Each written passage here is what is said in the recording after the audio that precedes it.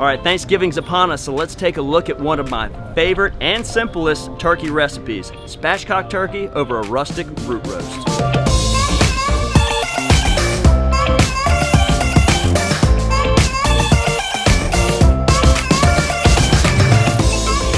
All right, so when we talk about rustic root roast, just get some root vegetables that you love. It could be beets, it could be parsnips, it could be celery, cloves of garlic. If you want to cut this stuff roughly the same size and have the same consistency in there and just get a great bold flavor going, some of that flavor is going to roast up into the turkey and it's just going to taste like Thanksgiving for you. Get little herbs in there, oil, seasoning, and toss. Today we've used Lane's brisket seasoning. I really enjoy the seasoning for the root roast and for the turkey. Toss it all, get some fresh herbs in there to kind of bloom out and really bring it home.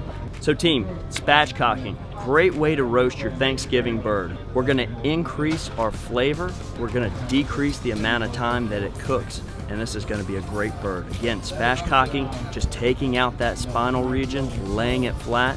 Once we've cut that spinal region out, we're gonna give a whack with our knife right on that keel bone and put a little positive pressure on it. That's gonna break that breastbone, if you will, to just make it go really flat.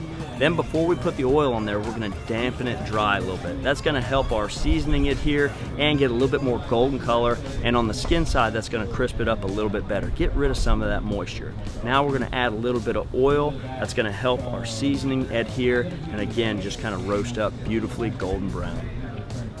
Once you've got that seasoned bird all flattened out, we're gonna lay it right on top of our mirepoix and straight into the 325 to 350 degree Kamado Joe. All right, so our root roast is beautifully mixed up underneath our spatchcock turkey. Everything's seasoned up. Let's go ahead and take a look at our grill setup.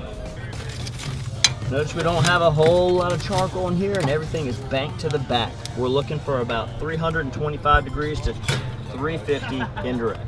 Now remember, we got the coals banked to the back of this grill.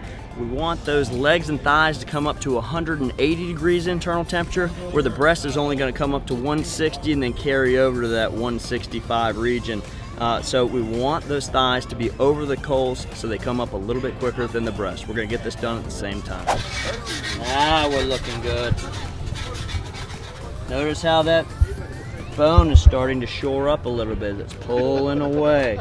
It's telling me that magic's happening. We're almost where we need to be. Starting to see some pretty little bubbles here. So we just pulled that baby off. It's a beautiful looking bird. We're gonna let it rest for 10 to 15 minutes. Inertia is gonna carry those legs and thighs to about 180, 185, and that breast is gonna go from 160 to 165, just over. Absolutely perfect. So all this gorgeous jus here, we're gonna put back on a hot grill and let reduce. We're not gonna thicken up with a cornstarch slurry or do a roux like a traditional gravy. We're just gonna reduce that down and harvest those beautiful roasted vegetable and herb flavors. We're gonna pull that leg taut so that we can cut the skin, and we're not gonna cut too much skin off the leg or the breast meat, right down the middle. Now cut right down the center. And we're gonna start to slowly peel that meat off that keel bone. Now we come down the other side of the keel bone. Look how moist and juicy this is. I'm gonna put this in with our stock that's reducing down now, but don't forget to pick some of this meat. Sometimes that's my favorite part.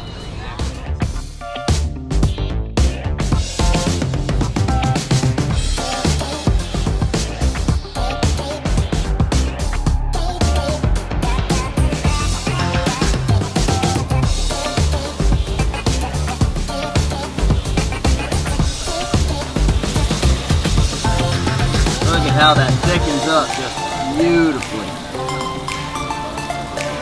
Butter gravy. That, as they say, is what's up.